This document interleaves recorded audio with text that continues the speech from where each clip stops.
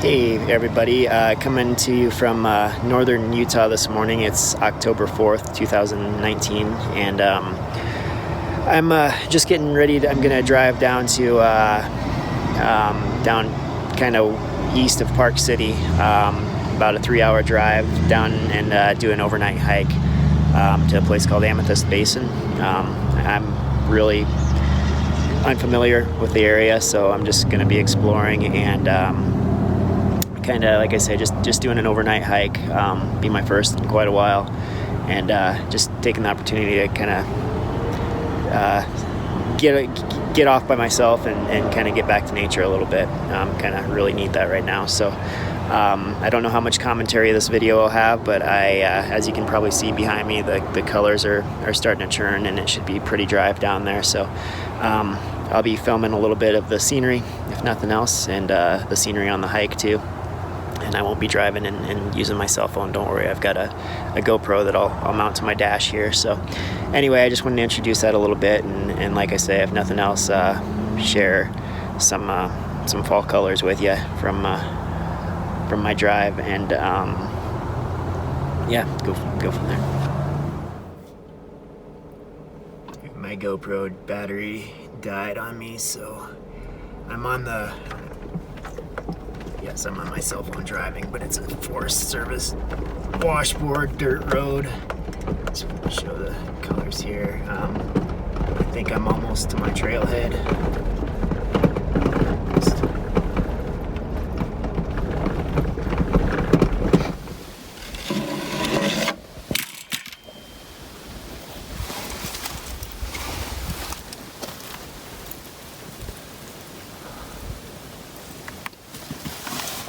So I'm at Christmas Meadows trailhead right now and heading to Amethyst Basin.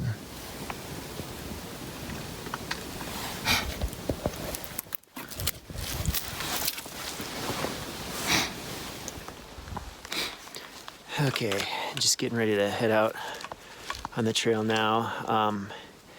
As you probably just saw, I showed the sign, pulled up, and I'm at the trailhead at a place called Christmas Meadows, which seems fitting because as I got here, it just started snowing like crazy.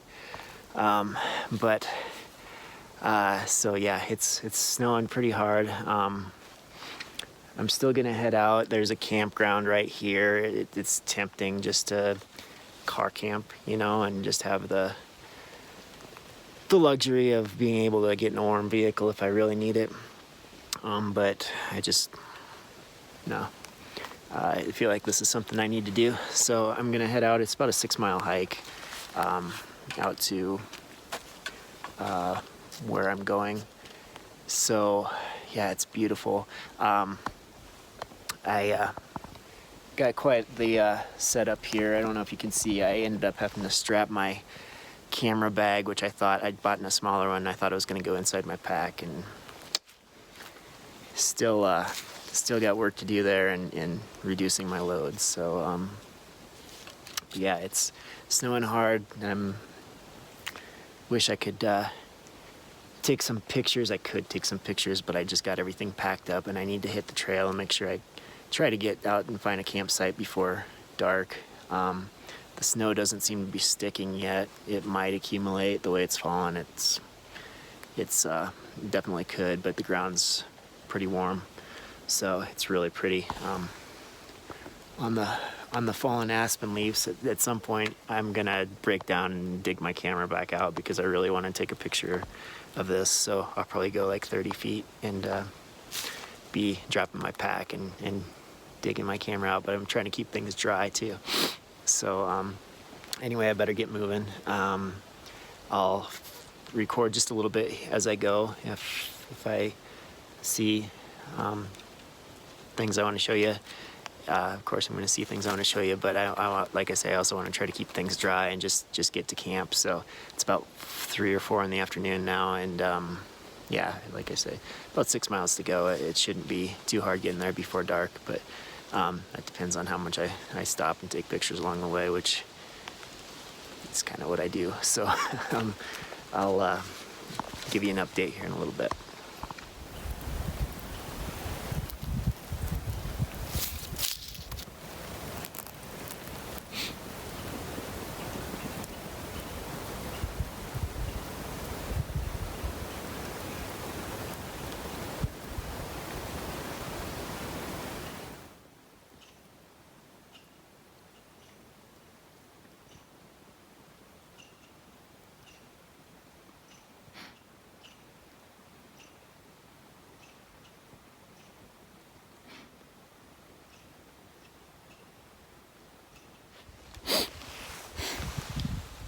right.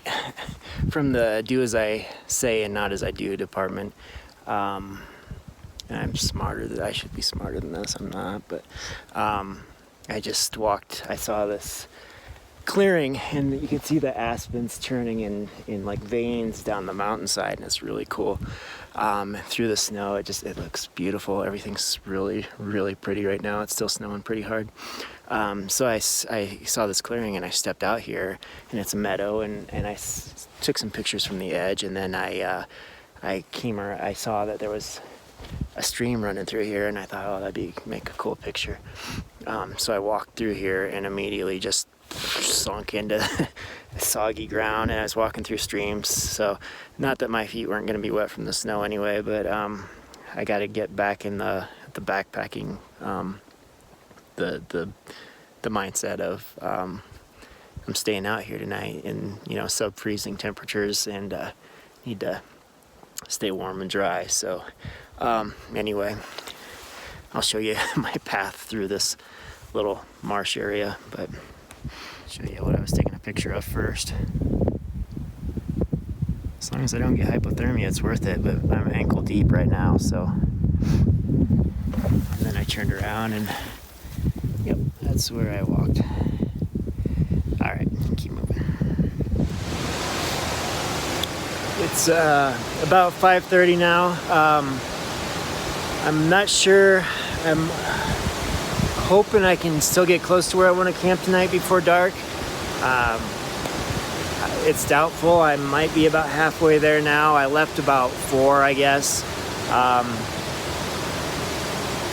Yeah, it's going to be close, but it's hard because it's so beautiful, and I want to stop and take pictures, and that's the difference between backpacking, as in especially through hiking, and coming out here for photography. And not to mention I'm entirely out of shape and not anywhere close to where I was back when I was through hiking. But the hard part is the conditions. So the conditions are always changing, and I'm sharing this just as some insight as to what goes on. Like I said before in my intro video, the last video I shot back in Iowa, part of doing this is to give you a behind-the-scenes look at what it's like to come out here and do this. It's not as easy as pulling up to a pretty site and getting out and snapping a picture and driving away. It's much more rewarding than that. I will say that much. But anyway, I want to kind of share some of the behind the scenes and the thought process that goes into some of what I'm doing. And with that, sorry, I keep tripping on my pants. I got like 10 feet away from the trailhead, and there's a spike sticking out of a bridge I crossed. I tore my pant leg open. So anyway, fascinating stuff here. Where was I? We're taking pictures. So the conditions are always changing. So we've got this beautiful snowfall going on, and the sun's breaking out right now.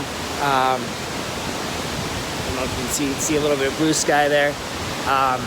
And I'm gonna hike right back out the same path tomorrow, so it'd be logical to think, well, I'll go hard now and go fast now and get to camp and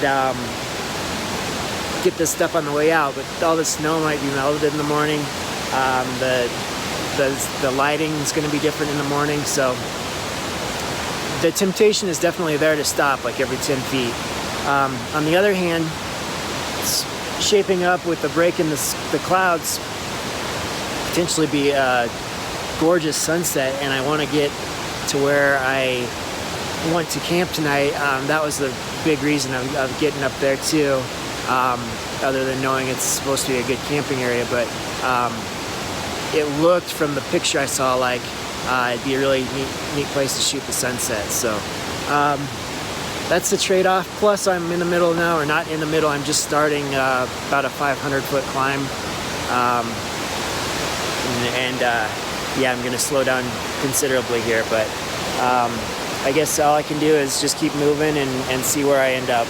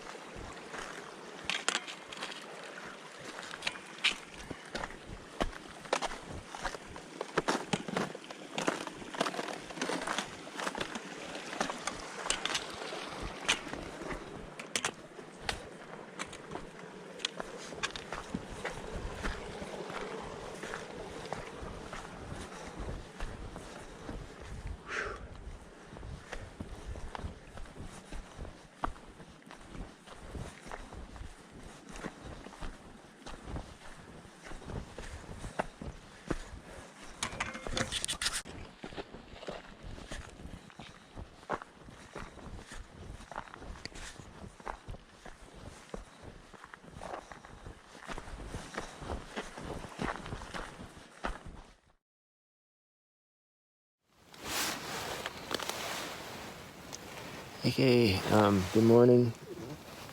Coming off a pretty rough night. Cold, very, very cold last night. I got to the campsite after dark, and it was, it was even by then, my shoes froze up as I was walking in them, and my pant legs were frozen, like from the ankle to the knee, and just, it got really cold really fast, and so I kept going though, because I wanted to find a campsite that was established. I didn't want to, or I was trying to, just to, leave no trace ethics, and I did, but I just kept going, and I kept getting lost, kept losing the trail, and the only way I was able to know where the trail was seeing where logs had been clearly cut by a saw, by hand saw. But knowing that this was wilderness, official wilderness area, I knew that if I saw a cut, that meant that the trail went through there. So I navigated by that for a while last night, and I got here about an hour after dark, and it was so cold that I didn't even eat last night. My food all froze up on me. I didn't try to cook because it was survival mode right away. I was setting my tent up and just shaking so hard, and my tent must have been wet from the last time I used it, and the rain fly was frozen into as I was trying to set it up, the rain fly was frozen, and basically I had to peel it apart, and the zippers were frozen on it, and I had to set it up and crawl in underneath, pull the stake and crawl in underneath, and it was crazy. But so anyway, I didn't cook anything after that. I just I didn't even leave the tent. I don't even know if I can get out of the tent. I haven't left the tent since. I haven't left the sleeping bag since. So I didn't try to cook anything for dinner, even though I really would have liked to. I had some Cliff bars and granola bars with me, and those had frozen up in my pack, so I managed to put one of those in my chest pocket, and after a couple hours it thawed out enough that I could eat it, but that's all I had last night. So anyway, I'm gonna try to get, and then it's nights like that, sleeping just doesn't really happen. You doze off for about 15 minutes, and you wake up and hope the sun's about to rise, and you look at, I remember waking up once and looking at my phone and thinking, okay, it's got to be almost morning, and it was 1 a.m. and I swear I woke up, I'd lay here for 45 minutes and sleep for 10 all night, and had a pretty awful headache on top of that. So anyway, like I say, rough night. I'm gonna try to get moving here and go try to get some shots while the light's good this morning.